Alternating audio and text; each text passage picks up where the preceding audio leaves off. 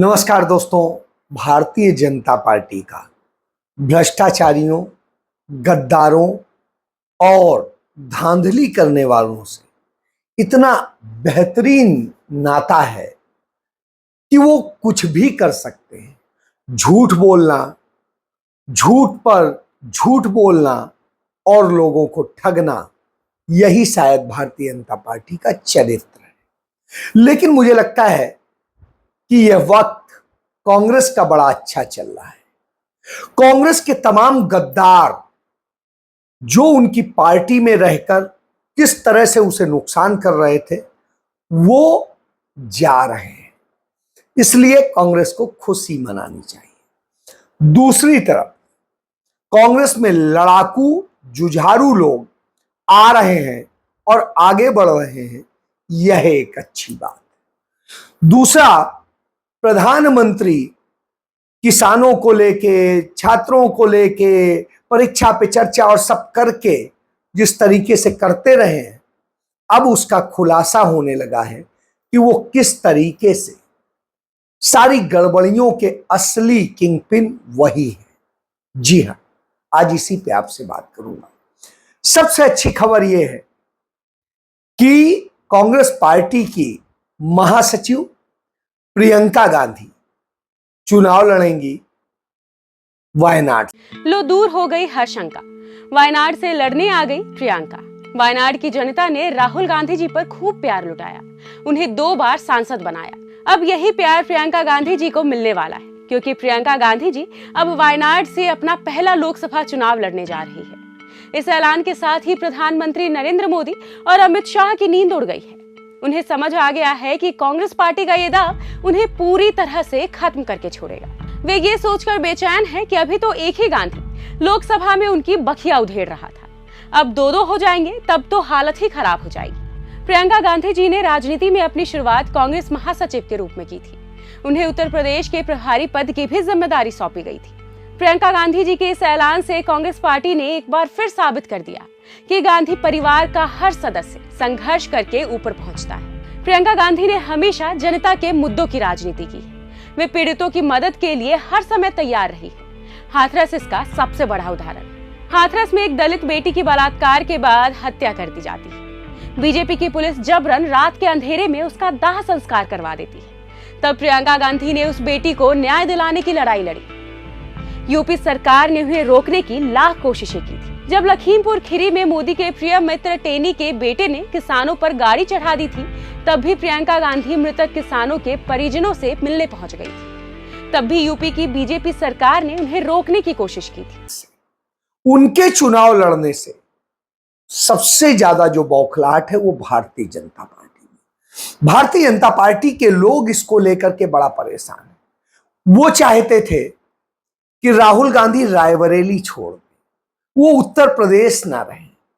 उनको उत्तर प्रदेश में रहने से बड़ा नुकसान होता है, इसलिए बड़ी साजिशें रची गई। मगर उत्तर प्रदेश ने उन्हें सबसे ज्यादा मतों से जिताकर कह दिया, हमें तो राहुल ही प्यारा है। और राहुल गांधी ने भी फैसला सुना दिया कि अमेठी हमारी पुश्तैनी जमीन है, रायबरेली हमारी पुश्तैनी जमीन है और यहां के लोगों से हमारा 103 साल पुराना नाता है, तो उस नाते को मैं निभाऊंगा। लेकिन वायनाड ने मेरा साथ दिया है, मैं वायनाड को नहीं छोड़ूंगा। और इसलिए वहां पर उन्होंने अपनी बहन प्रियंका गांधी को भेजा है। प्रियंका गांधी वायनाड से चुनाव लड़ेंगी।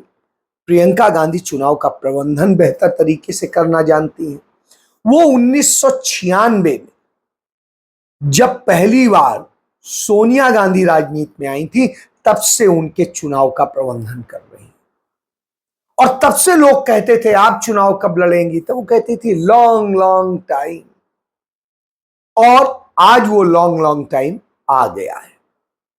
अब वो वायनाड से चुनाव लड़ने जा रही हैं। आपको संसद में प्रियंका गांधी देखने को मिलेगी। अरे कायर है इस देश का प्रधानमंत्री। लगा दो केस मुझ पर। जेल ले जाओ मुझे भी, लेकिन सच्चाई ये है कि इस देश का प्रधानमंत्री कायर है, अपनी सत्ता के पीछे छुपा हुआ है, अहंकारी है। और इस देश की बहुत पुरानी परंपरा है, हिंदू धर्म की पुरानी परंपरा है कि अहंकारी राजा को जनता जवाब देती है। वो अब संसद में खड़ी होकर तानाशाह के झूठ और जुमलों का पर्दाफाश करेंगे।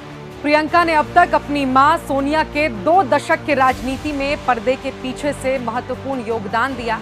अपने भाई राहुल गांधी का हर कदम पर मजबूती से साथ दिया।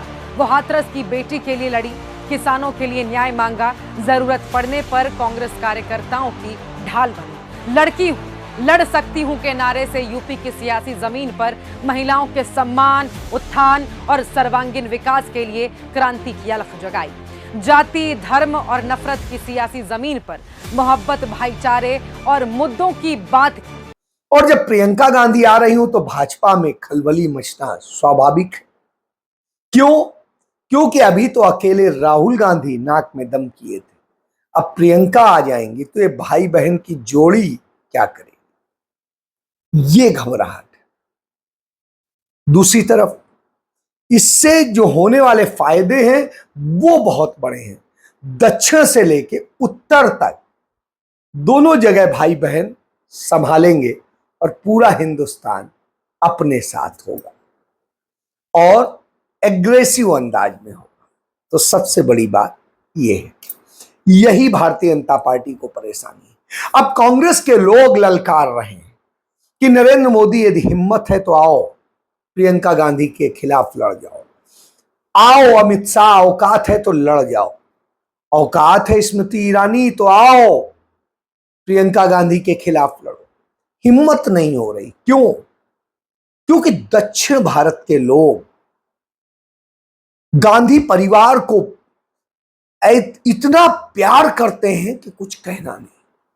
श्रीमती इंदिरा गांधी के लिए केरल से एकमात्र भाजपा के सांसद और केंद्रीय मंत्री गोपी कहते हैं कि Shrimati Indira Gandhi mother of India थी, और कहते हैं कि मैं दूसरी पार्टी में हूं तो इसका मतलब यह नहीं कि मैं इग्नोर कर दूं कांग्रेस के श्रेय को।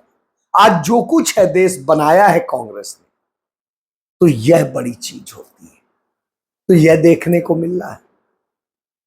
तो इससे क्या हो रहा है कि कांग्रेस गांधी परिवार अपनी जड़ों को आगे विस्तार दे रहा है। उधर आप देखिए कि नरेंद्र मोदी झूठ बोलने का धंधा करते हैं, वो गद्दारों को पालते हैं, और उसी गद्दारी का एक प्रतीक हरियाणा में थी किरण चौधरी। ये बंसीलाल की बहू थी, लेकिन ये गद्दारी का प्रतीक मानी जाती थी। कांग्रेस ने इनकी बेटी को सांसद बनाया, इन्हें मंत्री बनाया और न जाने क्या क्या दिया, उसके पति को बनाया, इसके ससुर को मुख्यमंत्री बनाया। तो आप समझ सकते हैं आज उनके यहां जो कुछ है सब कांग्रेस का दिया हुआ। ये मां बेटी वहां पर कांग्रेस की जड़ें दूसरे के हाथ में पनपने नहीं दे रहे थे, सब पे कब्जा किए हुए। तो बहरहाल अभी जब राज्यसभा का चुनाव था तो इसने अपना वोट बेचा और अजय माकन को हरवाया था और गद्दारी करके अपने वोट को खराब किया था, जिसके कारण से अजय माकन राज्यसभा का चुनाव हार गए थे और कांग्रेस का ही एक गद्दार परिवार का लड़का जीत गया था, जो भाजपा के साथ जाके मिल गया था। अब अभी पीछे लोकसभा चुनाव में इसने यही खेल खेला और पार्टी में रह के गद्दारी की, जिसके कारण जो पार्टी का कैंडिडेट था रावदान सिंह, वो चुनाव हार गया। बहरहाल रावदान सिंह जरूर चुनाव हार गए, लेकिन इससे अच्छा ये रहा कि कांग्रेस वक्त रहते पहचान गई और उसने फैसला कर लिया था कि अब इन्हें सबक सिखाना है।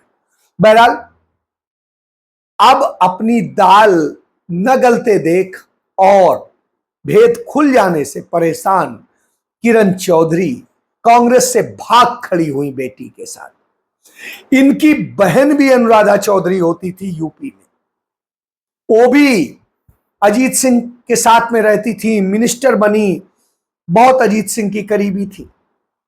और क्या होता है, बाद में वो भी भाग जाती है भाजपा में। ये दोनों बहनें एक ही तरह की, तो यह स्थिति है। तो बहरहाल किरण चौधरी भाग गई। भागने से कांग्रेस को बल मिल गया। जिन नेताओं को वो वहां पनपने नहीं देती थी, अब उनको लग गया, उन्हीं बंसीलाल के परिवार के, चाहे रणवीर महिंद्रा हो जो उनके बड़े बेटे हैं बंसीलाल के, और उनके पोते हैं जो अनिरुद्ध चौधरी, वो सब लड़ना चाहते थे, लेकिन चाची के कारण सारा गड़बड़ था। इसके अलावा भी और कांग्रेस के लोग, तो अब उन्हें पनपने का मिलेगा और असली कांग्रेसी आएंगे, और जो गद्दार हैं वो भागेंगे। तो अब वो दिखाई दे रहा है। तो ये कांग्रेस के लिए हरियाणा में एक अच्छा काम हो गया है, तो इससे कांग्रेस को फायदा होगा। दूसरी तरफ उसी हरियाणा में नरेंद्र मोदी जो परीक्षा पे चर्चा करते हैं, एनटीए नेशनल टेस्टिंग एजेंसी जो बनाई नरेंद्र मोदी ने, उसके जरिए जिस तरीके से खेल हुआ और नीट की परीक्षा में जिस तरह पेपर लीक किए गए, सब कुछ हुआ, उसमें भारतीय जनता पार्टी ही शामिल थी। भारतीय जनता पार्टी के एक नेता के ही परिवार के सेंटर पर 6 बच्चे टॉपर लिस्ट में आए, 6 बच्चे। वहीं से पेपर का गड़बड़ हुआ, सब कुछ हुआ। प्रधानमंत्री नरेंद्र मोदी के बीते 10 साल के कार्यकाल की एक ही उपलब्धि, पेपर लीक, फिर चाहे वो किसी परीक्षा का हो। ऐसा ही कुछ नीट 2024 की परीक्षा में भी हुआ। पेपर लीक हुआ, धांधली हुई और 24 लाख छात्रों का भविष्य बर्बाद हो गया। पहली बार नीट एग्जाम में 67 छात्रों के 720 में से 720 नंबर आए। बीते 8 साल में महज 7 छात्रों के 100% मार्क्स आए थे, और इस बार 67 छात्रों ने 100% नंबर पाए। इस धांधली पर प्रधानमंत्री से लेकर शिक्षा मंत्री तक सभी चुप हैं। वे पद पाकर मलाई खाने में लगे और उन्हें छात्रों से कोई मतलब नहीं। आइए जानते हैं नीट एग्जाम में कब क्या हुआ और कैसे धांधली के बाद छुपाने की कोशिश की गई। 5 मई को एंट्रेंस एग्जाम हुआ। कुछ सेंटरों पर पेपर लीक का आरोप लगा। 8 मई को अलग अलग राज्यों से पुलिस ने नीट परीक्षा लीक मामले में कुछ आरोपियों को अरेस्ट किया। 17 मई को नीट मामले में सुप्रीम कोर्ट में एक याचिका दायर की गई, जिसमें नीट के रिजल्ट पर रोक लगाने की मांग की गई। 4 जून को नीट का रिजल्ट जारी कर दिया गया, जो पहले 14 जून को आना था। 67 स्टूडेंट्स को पूरे मार्क्स मिले, जिनमें 6 तो एक ही परीक्षा केंद्र के थे। 9 जून को एनटीए की ओर से नीट परीक्षा में दिए गए ग्रेस मार्क्स पॉलिसी को लेकर सुप्रीम कोर्ट में एक और याचिका दायर की गई। 13 जून को एनटीए ने ग्रेस मार्क्स से पास होने वाले 1563 परीक्षार्थियों को परीक्षा दोबारा कराने को कहा। मोदी सरकार और शिक्षा मंत्री लगातार पेपर लीक से इनकार कर रहे हैं, लेकिन बिहार में इसी मामले में गिरफ्तार एक आरोपी ने कहा कि पटना के एक हॉस्टल में उसे 4 मई को ले जाया गया। वही जवाब समेत प्रश्न पत्र दिया गया। बाद में पेपर लीक में भी वही सवाल आए। साफ है, केंद्र सरकार अपनी जिम्मेदारी से बच रही है और लाखों युवाओं के भविष्य को बर्बाद करने पर तुली। यानी इससे आप समझ सकते हैं घोटाले में भाजपा शामिल, और ये सब खेल भाजपा के लोगों ने। जब इसको लेके लड़ाई कांग्रेस ने लड़ी, कोर्ट गई, कोर्ट ने भी एक्शन लिया है, तब अब खलबलाहट, अब डर लग रहा है। बहरहाल रोज बरोज नई कड़ियां सामने आ रही हैं। अब अलख पांडे ने भी रिट दाखिल कर दी है कि पहले जैसे जेईई का एग्जाम होता था, जैसे पहले होता था, वो ज्यादा निष्पक्ष था। आज जो ये शुरू हुआ है, ये चोर बाजारी है, इसे रोका जाना चाहिए। तो यह स्थिति है। जो व्यक्ति कभी परीक्षा नहीं दिया था वो परीक्षा पे चर्चा करेगा, तो यही होगा, ये हम सब समझते हैं। तो दूसरा एक ये है कि नीट का खुलासा हो चुका है। तीसरा ये कि नरेंद्र मोदी आज एक किस्त, जो रूटीन में किस्त जारी होती है, वो किस्त जारी हुई किसान वाली, किसान निधि की, और किस्त जारी करते हुए वाराणसी में ऐसे बखान करते हैं जैसे वो अपनी जेब से पैसा दे रहे हैं, हमारे आप से वसूला जा रहा है, उस पैसे से दे रहे हैं और अपना श्रेय लेते हैं। तो जब इस तरह से करते हैं, तब जनता सवाल करती है। नरेंद्र मोदी यदि आपने किसानों के लिए इतना अच्छा कर दिया है तो हर घंटे एक किसान आत्महत्या नहीं कर रहा होता। आज भारत का हर घंटे एक किसान आत्महत्या कर रहा है। मोदी ने किसानों को बर्बाद कर दिया। वादा था आय दोगुनी करने का, लेकिन फसलों का दाम भी नहीं मिल रहा। हालात इतने बुरे हैं कि देश में हर घंटे एक किसान आत्महत्या कर रहा है। साल 2022 में 11,000 से ज्यादा किसानों ने आत्महत्या की। मोदी के जुमलों ने किसानों को तबाह कर दिया, बर्बाद कर दिया। यह हालत आपने कर दी है, यह हालत कर दी है किसान की कि 700 किसान प्रदर्शन करते करते शहीद हो गए आपके कारण। किसानों की जो दुर्दशा है वो आपके कारण है। इसलिए नरेंद्र मोदी के इस झूठ के चेहरे को भी जनता ने, किसानों ने बेनकाब कर दिया है। तीसरा, रेल के नाम पर जिस तरीके से हुआ, रेल आमजन की सवारी, उस सवारी में जिस तरह से खेल हुआ और उसका नतीजा है कि हर महीने 11 रेल दुर्घटनाएं हो रही हैं और इसमें अब तक 1 लाख से अधिक लोग नरेंद्र मोदी के सिर्फ 5 साल में रेल में मारे गए। तो आप समझ सकते हैं 1 लाख से इस तरह की दशा। नरेंद्र मोदी ने 10 साल में रेलवे का कबाड़ा कर दिया है। समझिए कैसे। नंबर 1, रेलवे में करीब 3 लाख पद खाली हैं। नंबर 2, सुरक्षा श्रेणी के भी करीब 1,80,000 पद खाली हैं, लेकिन मोदी सरकार कुछ नहीं कर रही। नंबर 3, ट्रेन ड्राइवरों के करीब 15% पद खाली हैं। नंबर 4, लोको पायलट कम होने के कारण इनसे ज्यादा काम लिया जाता है। नंबर 5, मैन पावर की भारी कमी ही रेल दुर्घटनाओं का मुख्य कारण है। रेल की दुर्दशा की जिम्मेदार सिर्फ मोदी सरकार है। मोदी ने रेल को तबाह कर दिया है। रेलवे की सुरक्षा के लिए जो पैसा आया, वो पैसा पहला तो बजट काट दिया गया, फिर जो आया उसको किस तरीके से अय्यासियों में खर्च कर लिया गया और सब किया गया। तो उससे आप समझ सकते हैं कि सरकार कर क्या रही है। ऐसा नहीं है सरकार के पास फंड नहीं है रेलवे सुरक्षा के लिए। इनफैक्ट सीएजी ने बताया है कि राष्ट्रीय रेल संरक्षा कोष RRSK में 20,000 करोड़ रुपए आने थे। 15,000 करोड़ रुपए केंद्र सरकार देती, 5,000 करोड़ रुपए रेलवे अपने रेवेन्यू से देता। 4 साल बाद जहां 20,000 करोड़ रुपए आने थे, वहां 4,225 करोड़ रुपए आए हैं, 1/4। यह इनकी सीरियसनेस है। यह रेलवे सुरक्षा के लिए सरकार की उदासीनता है।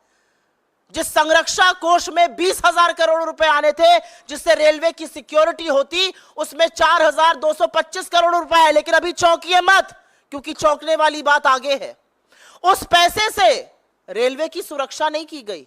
उस पैसे से फुट मसाजर खरीदा गया, क्रॉकरी खरीदी गई, इलेक्ट्रिकल अप्लायंसेस खरीदे गए, फर्नीचर खरीदे गए, जाड़े में पहनने वाले जैकेट खरीदे गए, कंप्यूटर खरीदे गए, लोगों को बोनस दिया गया, गार्डन बनाए गए उस पैसे से।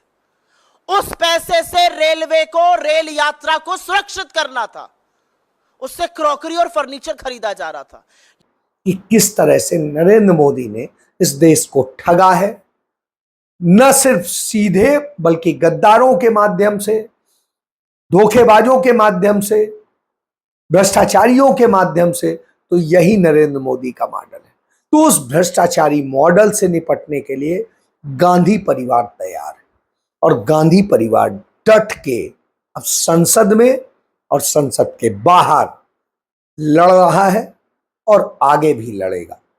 यही नरेंद्र मोदी को डरा रहा है और इस डर में नरेंद्र मोदी परेशान है और इसीलिए वो चाहते थे कि राहुल गांधी दक्षिण में सीमित हो जाएं, लेकिन वो उत्तर आ गए तो अखिलेश और राहुल की जोड़ी, राहुल और तेजस्वी की जोड़ी, ये गजब ढा रही है और ये आने वाले वक्त में देश के और हिस्सों में हो जाएगी।